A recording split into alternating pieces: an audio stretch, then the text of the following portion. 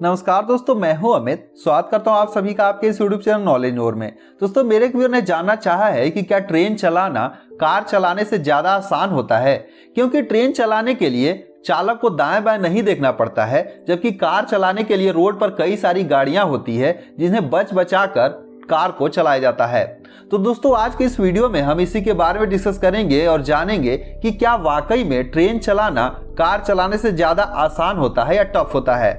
तो दोस्तों, अगर हमें बात करें एक साइकिल और कार की, तो इसका कंपेयर अगर आप करेंगे तो कार और साइकिल में साइकिल चलाना ज्यादा टफ होता है, क्योंकि साइकिल में 2 पहिए होते हैं और यहाँ पर चालक को इसके लिए बैलेंस बनाना पड़ता है, तभी आप साइकिल को चला पाएंगे। वहीं अगर हम बात करें कार की, तो कार में 4 पहिए होते हैं, इसलिए यहाँ पर चालक को किसी प्रकार के बैलेंस की जरूरत नहीं पड़ती है। अगर वो यहाँ पर एक्सीलेटर, ब्रेक और क्लच का तालमेल सही प्रकार से समझ गया तो कार को बड़े ही आसानी से चला सकता है। तो दोस्तों, यहाँ पर कार और साइकिल में साइकिल ज्यादा टफ हो जाता है। वहीं अगर हम बात करें कार और ट्रेन की, तो यहाँ पर आप देख सकते हैं ट्रेन एक प्रकार का बिना स्टीयरिंग वाली कार होती है, यानी कि इसमें किसी भी प्रकार के दाएं बाएं देखने की जरूरत नहीं पड़ती है। यहाँ पर सिर्फ आप एक्सीलेटर को लेते रहेंगे और ट्रेन ऑटोमेटिक आगे बढ़ते रहेगी। तो एक प्रकार से आप कह सकते हैं कि यहाँ पर कोई छोटा बच्चा भी अगर एक्सीलेटर को समझ गया कि किस बटन से या फिर किस हैंडल से स्पीड बढ़ता है और किससे घटता है,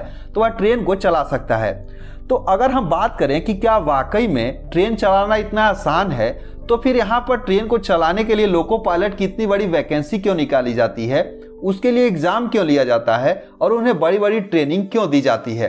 तो दोस्तों, ये सवाल वहीं पर आकर अटक जाता है कि फिर क्या वाकई में ट्रेन चलाना आसान है या कार चलाना आसान है।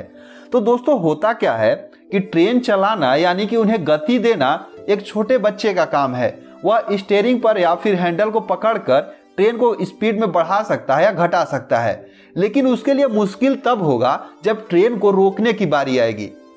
यानी कि ट्रेन को कंट्रोल करना सबसे बड़ी चीज होती है, और ट्रेन को कंट्रोल वही कर सकता है जो कि इसके लिए एक्सपीरियंस हो, यानी फिर उसको अनुभव हो, जो कई सालों के अनुभव के बाद ही उस चीज को समझ सकता है कि हम कहां पर किस प्रकार से ट्रेन को रोकेंगे कि वह सही सलामत से रुक सके। दोस्तों, होता क्या है कि इसके लिए जिस प्रकार से एक हवाई जहाज जब लैंड करती है, तो कहां पर उसे ब्रेक लगाया जाए कि वो सही पोजीशन पर जाकर रुके, उससे कहीं ज्यादा टफ होता है ट्रेन के स्पीड को रोकना या फिर उसको कंट्रोल करना कि वो एग्जैक्ट जगह पर कैसे रुकेगी। क्योंकि जो ट्रेन इतनी भारी होती है, उसमें कई सारे कोचेस होते हैं, उन सारे कोच का लोड जब ब्रेक लगाया जाता है तो पीछे से अप्लाई होता है, और इस प्रकार से अगर सही तरीके से ब्रेक को न लगाया जाए तो वह कहीं दूसरी जगह जाकर रुकेंगी।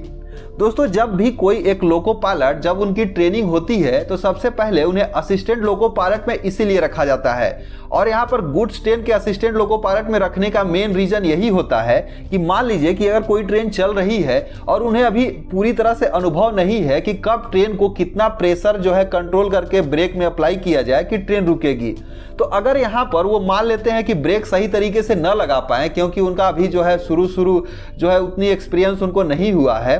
तो यहाँ पर कोई ट्रेन अगर स्टेशन पर रुकने वाली है और सही तरीके से ब्रेक न लगाया जाए तो ट्रेन पहले रुक जाएगी। और पहले रुकने से होगा क्या कि जो मेन लाइन है वह यहाँ पर ये जो ट्रेन है उसे ब्लॉक कर देगी। तो मालगाड़ी के केस में तो उन्हें थोड़ी दूर आगे बढ़ाकर सही पोजीशन पर लाया जा सकता है, लेकिन वहीं अगर कोई इस दौरान कोई पैसेंजर ट्रेन हो और उन्हें इस तरीके से एक्सपीरियंस लोको पायलट न दिया जाए, तो वो सही तरीके से अगर वहां पर ट्रेन को न रोक पाए तो पूरी प्लेटफॉर्म पर यात्रियों की भगदड़ मच जाएगी। क्योंकि अगर कोच सही पोजीशन पे नहीं रुकेंगे तो यहाँ पर यात्री इधर उधर दौड़ने लगेंगे और पीछे से दूसरी ट्रेनें भी ब्लॉक होंगी। तो इस तरीके से कई सारी प्रॉब्लम होगी, जिसको देखते हुए सबसे पहले जो भी लोको पायलट की वैकेंसी होती है तो उन्हें assistant loco pilot goods train में रखा जाता है। जब वो धीरे धीरे ब्रेकिंग सिस्टम को समझ जाते हैं कि किस प्रकार से ट्रेन के ब्रेक अप्लाई करके ट्रेन को सही जगह पे रोकना है, या ढलान पर उतरते समय कितनी ब्रेक अप्लाई करनी है, चढ़ाई पे चढ़ते समय कितनी ब्रेक का प्रेशर अप्लाई करनी है,